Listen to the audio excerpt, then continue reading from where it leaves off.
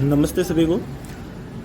कुछ रेगुलर जो मिस्टेक्स आभा आईडी बनाते टाइम एनसीटी पोर्टल पर होती है उसके बारे में थोड़ी आज मैं चर्चा करना चाहता हूँ। जैसे बहुत सी जगह से कंप्लेन आती है कि हमने आभा आईडी बना दी और हमारा डेटा कहीं शो ही नहीं हो रहा। आभा आईडी बना दी है तो लेकिन आप इसमें सही तरह से आभा को बनाने के लिए जो प्रोसेस है उसको आप फॉलो नहीं कर रहे हैं, इस वजह से आपकी आभा आईडी सही नहीं बन रही है या आपका डेटा नहीं शो हो पा रहा है। इसलिए सभी से निवेदन है कि जो भी आभा आईडी बनाते हैं तो कृपया करके उसको आभा नंबर को अपने रजिस्टर में या किसी में नोट करके लें। आप जैसे देख रहे हैं, अगर आपने आभा आईडी बना दी और आपका डेटा शो नहीं हो रहा है तो आप इसको यहाँ पे देख सकते हैं। जैसे आपने आभा आईडी अगर आपके पास में है तो उसके फोटो को भी अपन स्कैन करके पता लगा सकते हैं कि वो आपका आभा आईडी कहाँ चली गई। या आप एडवांस सर्च में जाने के बाद में इनरोलमेंट हेल्थ आईडी, यहाँ से आप अपने नंबर, उस 14 डिजिट नंबर को यहाँ पे एंटर करने के बाद में आपको पता लग सकता है कि आपने आभा आईडी जो बना रहे हो आप सही बना रहे हो या किसी और सब सेंटर में नहीं जुड़ रही। ये बहुत मोस्ट ऑफ कंप्लेंट्स आती हैं कि हमारी आईडी शो नहीं हो रही। तो इसलिए आप यहाँ से अगर जैसी आभा आईडी बनी आपको लग रहा है आपका डेटा नहीं बढ़ रहा है तो यहाँ से आप वापस उस आभा आईडी नंबर से सर्च करके देखें कि आपका डेटा कहाँ जा रहा है।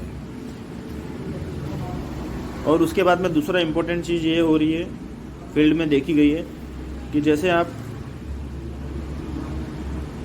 ये देख लीजिए आपकी ये पीएससी की आईडी है। तो पीएससी की आईडी होती है तो उसके अंदर जितने भी सब सेंटर उसके अंदर इंक्लूड हैं तो वो सारे आते हैं। तो इसलिए आप जब भी आभा आईडी बनाने के लिए, जैसे आपके पास आधार कार्ड किसी व्यक्ति का है तो उसमें पीएससी के जो आईडी पासवर्ड होते हैं उसमें जितने सब सेंटर होते हैं, मेडिकल ऑफिसर का पोर्टल है, ये डॉक्टर के जो चिकित्सा अधिकारी प्रभारी के अंतर्गत आने वाले क्षेत्र के जितने सब सेंटर है उसका सारा डेटा यहाँ पे उसके पोर्टल पे होता है। इसलिए अपने को जिस किसी की अपन आभा आईडी बना रहे हैं उसका नाम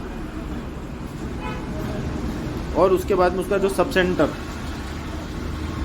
विलेज वाइज, अगर जैसे यूपीएससी का आईडी है तो अपन वार्ड वाइज जाएंगे।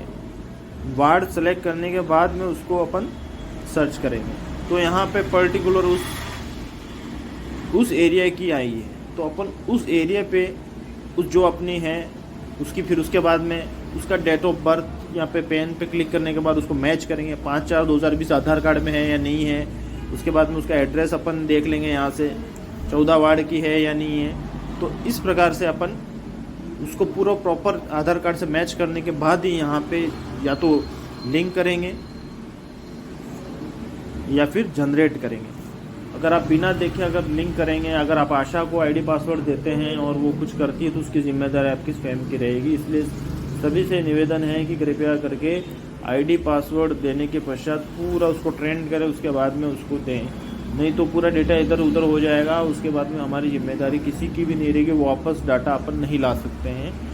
तो यहाँ पे अगर लिंक करना चाहते हो तो लिंक पे क्लिक करें और जो लिंक का मैंने बता चुका हूँ इन सबको अपन 2 प्रकार आभा नंबर या आभा एड्रेस के द्वारा अपन और उसको करेंगे उसके। लेकिन इसके बाद में यहाँ पे लिंक करने के लिए उस बेनिफिशियरी के पास में ओटीपी जाएगा। जब भी लिंक करेंगे तो बिना ओटीपी से नहीं बनेगा। अगर आप जनरेट करना चाहते हैं तो यहाँ पे 2 मेथड है, या तो मोबाइल ओटीपी या फिर डेमोग्राफिक। और डेमोग्राफिक में सिर्फ डेमोग्राफी के नाम वेरीफाई करेगा, डेट और ईयर ऑफ और जेंडर, और बिल्कुल एग्जैक्ट आधार कार्ड से बिल्कुल मैच होने चाहिए। अगर आधार कार्ड में ए कैपिटल है तो यहाँ पे भी ए कैपिटल रहेगा। अगर नारायण है बीच में स्पेस है लाल के बीच में तो वो स्पेस यहाँ पे भी इसकी प्रोफाइल में फुल नेम के अंदर होना चाहिए। फिर उसके बाद में वो आभा आईडी बनेगी। इधर भी चूज करने के बाद यहाँ डेमोग्राफिक मेथड के द्वारा बिना ओटीपी से बने। या अगर आपके पास आभा आईडी का फोटो है तो इसको स्कैन करने के बाद आप देख लें कि वो आभा आईडी कहाँ पे बनी है। आप खुद ही पता लगा सकते हैं कि आपने आभा आईडी बनाई है वो सही बनाई है नहीं बनाई, आपके एरिया की बनाई है या किसी और एरिया में नहीं जुड़ रही है। तो आप आभा नंबर से भी सर्च कर सकते हैं या स्कैन नंबर से सर्च करके आप देख लीजिए और उसके बाद ही आप आगे कार्य करें। हर किसी को यहाँ पे नाम सर्च करके उस पर आभा आईडी लिंक या जनरेट नहीं करें। Thank you.